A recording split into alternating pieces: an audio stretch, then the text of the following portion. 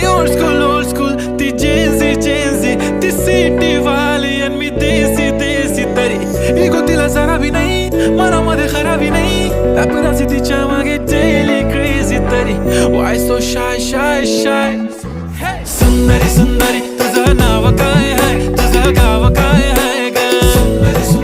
अरे सुंदरी तुझं नाव काय आहे तुझं गाव काय आहे ग